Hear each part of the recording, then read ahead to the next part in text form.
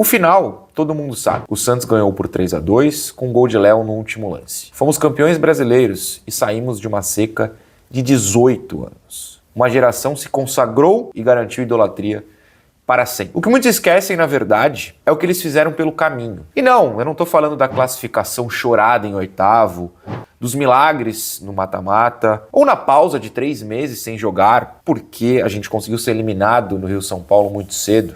Eu estou falando, na verdade, de algo que só aquele time de 2002 conseguiu. A vitória contra o Corinthians na final do Campeonato Brasileiro daquele ano, no dia 15 de dezembro, não foi a primeira, não foi a segunda, não foi a terceira, não foi a quarta vitória contra o Corinthians naquela temporada.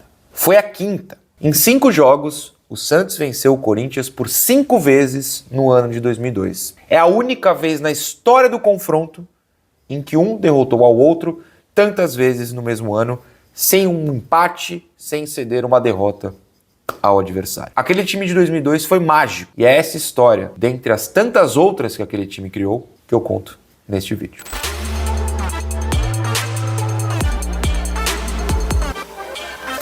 Todo mundo sabe que o Santos de 2002 não é tão brilhante no começo quanto foi no fim. Isso pode ser exemplificado pela escalação, por exemplo. O Santos recebeu o Corinthians em seu 3º jogo no ano pelo torneio Rio-São Paulo, em temporada na qual os regionais foram mais importantes que os estaduais. Então quem jogava o regional não jogava o estadual. Esse ficou só com clubes menores. Naquele dia, o lateral direito, por exemplo, foi o Valdir. A dupla de zaga foi Clebão e Odivan. O meio-campo do Santos tinha Marcelo Silva e Wellington. E o Elano foi atacante ao lado do William Batoré. Não era uma seleção, não à toa esse time foi eliminado na primeira fase, tudo mais. Mas naquela noite em Vila Belmiro, contra o Corinthians titular, tirando o Dida, quem jogou foi o Doni, que se tornaria titular no Brasileiro, essa escalação foi o suficiente.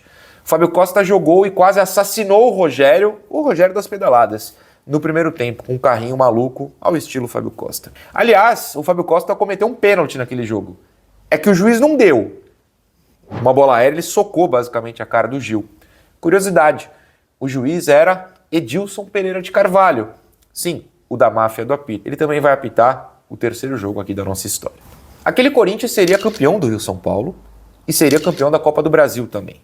Mas clássico é clássico e vice-versa, já diria o outro. Então, no lance seguinte ao suposto pênalti, o Léo chega pela esquerda, toca para o William Batoré, que faz o pivô, bate e vence o Doni. 1-0 Santos, vitória na 3ª rodada do Rio-São Paulo. É a primeira do ano, de mais 4 que viriam. Essa vitória em si não nos levaria a lugar algum. Afinal, o Santos terminou em 9º no Rio-São Paulo, não passando de fase, enquanto o Corinthians foi campeão. Curiosidade, na última rodada daquele torneio, o Santos tinha chance de classificação, mas empatou com o Bangu. Essa vitória não só iniciou a sequência histórica que a gente está contando aqui, mas também tornou possível o 2º jogo dessa lista. Pulamos alguns meses, de janeiro para julho, mais especificamente para o dia 27 daquele mês. Essa história em si é muito famosa, mas vamos passar um pouco por ela. O Santos vinha de 3 amistosos, vitórias contra Roma Apucarana, Comercial de Ribeirão Preto e Rangers da Escócia em Nova York. Eu nunca achei um vídeo desse jogo. Foi um gol de pênalti do Diego, os registros apontam. Eu pago para quem achar um vídeo desse jogo. Preferencialmente do gol, é claro. Eu queria muito ver como é que o Santos jogou contra o Rangers da Escócia em Nova York, quando eu estava de férias, porque não tinha passado de fase no Rio-São Paulo. Eu sou fascinado por essa história. Ainda faltavam 2 semanas para o início do Brasileiro. O Santos sem dinheiro e eu chegando sem saber o que fazer a princípio. Mas a fatalidade às vezes ajuda. Apostamos na garotada e comecei a ficar entusiasmado com os moleques. Falei, vou arriscar. Tinha amizade com o Parreira, técnico do Corinthians. Um Corinthians cheio de pompa. Mas falei, vamos marcar, não tem problema. Achava que o time estava ficando bom no treino. O Zito me chamou de maluco, disse Leão, nosso técnico, é claro. Então a Vila Belmiro recebeu pouco mais de 8 mil pessoas para um amistoso. O Santos entrou em campo quase com um time que se consagraria meses depois. Júlio Sérgio, Maurinho, André Luiz, Preto e Léo. Paulo Almeida, Renato, Elano, Diego, Alberto e Robinho. Faltou apenas o Alex. Do lado rival, só 3 nomes não seriam titulares na decisão de dezembro. Gilmar, famoso Gilmar Fubá, o Leandro e o Ricardinho. O Ricardinho que iria para o São Paulo, o Leandro que chegou a entrar em campo e tomou um soco do Fábio Costa na decisão. E foi um baile contra os campeões da Copa do Brasil, que ouviram do presidente deles, o Alberto Dualib, que não poderiam perder um amistoso, eles perderam, e feio. Primeiro, André Luiz imitou o que tantas vezes o Alex faria depois, com um balaço de falta.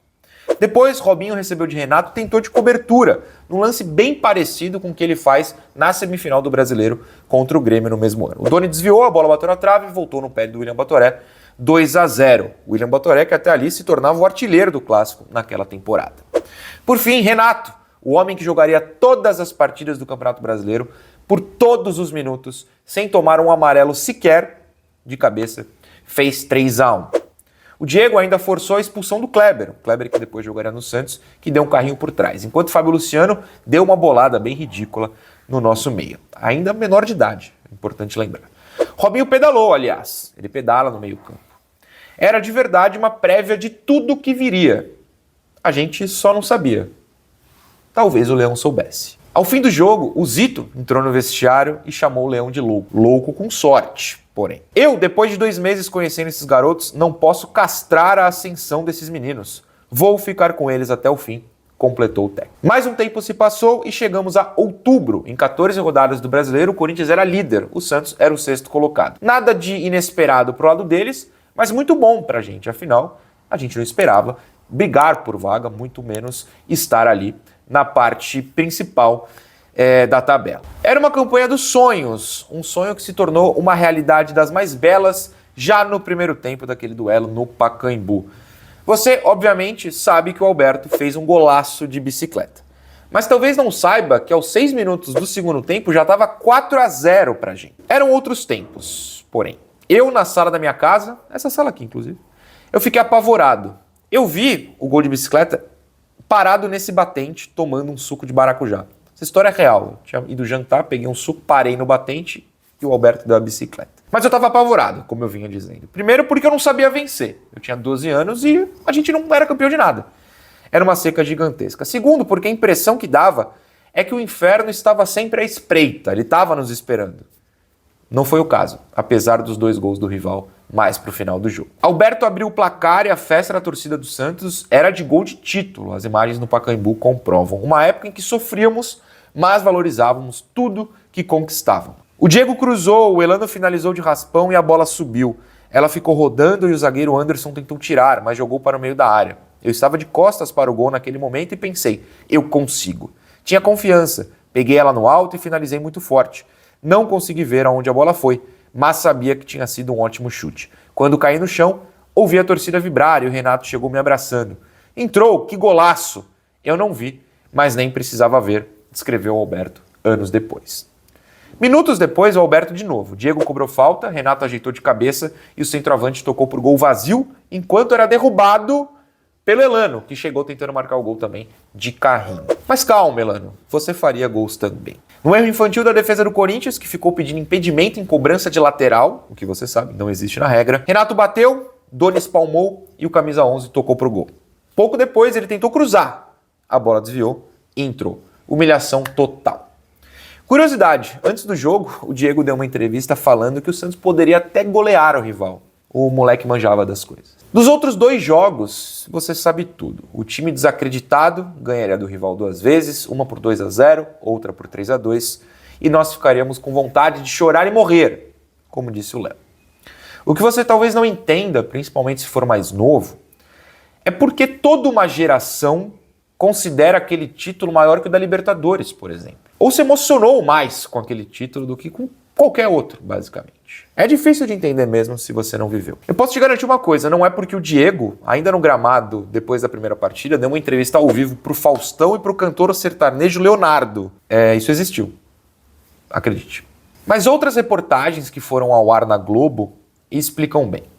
No Globo Esporte do dia anterior ao primeiro jogo, uma senhora simplesmente disse que seu coração tá querendo parar, mas que vai aguentar até ver um título. O coraçãozinho já tá querendo parar, mas não vai parar. Vai ver muitas vezes o Santos ser campeão, se Deus quiser. Já no seguinte, no Globo Esporte seguinte ao primeiro jogo da final, a chamada inicial com o repórter Pedro Bassan. E ele fala o seguinte: no mínimo, a torcida do Santos garantiu uma semana de festa, o que não é pouco para quem espera 18 anos por um título importante. No mesmo programa, a quantidade de santistas que é filmada roendo unha assusta de verdade. Claro, com a repórter falando: o santista, que sofre há tanto tempo. Nessa mesma matéria, a primeira do programa, é mostrada a festa na Praça Independência. Eu ainda estou falando do jogo de ida.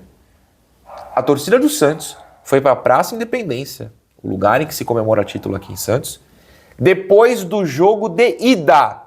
Olha a loucura, olha esse sentimento. Uma semana depois, eu desafio qualquer santista a assistir ao Globo Esporte de segunda-feira sem chorar. É um desafio que eu nunca consegui bater, inclusive eu chorei hoje escrevendo esse roteiro. Após alguns trechos com torcedores nas ruas, incluindo um que não consegue nem responder ao repórter, porque ele fala 10 anos no estádio e trava assim a garganta, você vê que para, ele não consegue mais falar. Rola uma matéria na arquibancada do Morumbi. E pra mim essa é clássica. Uma senhora fala quase sem voz que o sonho dela é ver o Santos ser campeão depois de 18 anos. Uma senhora, dos seus 70 a mais. Aí corta pra uma menina, deve ter seus 15 anos, sei lá, falando que o maior sonho dela é ver o time ser campeão. Só que pela primeira vez. Aparece, claro, o clássico menino gritando: sai, Zica! Vamos, vamos, vamos! Umas 37 vezes seguidas, até que ele perde o óculos, né? O óculos dele voa no lance de gol. A câmera corta e um senhor de, sei lá, uns 60 anos chora que nem criança. Ali eu já tô debulhado em lágrimas. Só que não para, né? A matéria seguinte começa com um homem adulto chorando usando a bandeira do Santos quase como um lenço dentro do gramado do Morumbi. Enfim, deu para entender. Foram 5 vitórias no mesmo ano contra o mesmo rival, culminando num título que fez o clube basicamente sobreviver, existir. Não vai acontecer de novo. Quem viveu, viveu, e eu agradeço muito por ter vivido. Ninguém sabe que são 18 anos, cara. 18 anos a torcida merece, cara. Desfilaram pelas ruas da cidade em cima de um carro do Corpo de Bombeiros, na Praça da Independência. Local de várias comemorações, eles foram recebidos como heróis. Um dia inesquecível para os torcedores que voltaram a ter orgulho e para esses garotos que provaram que merecem ser campeões.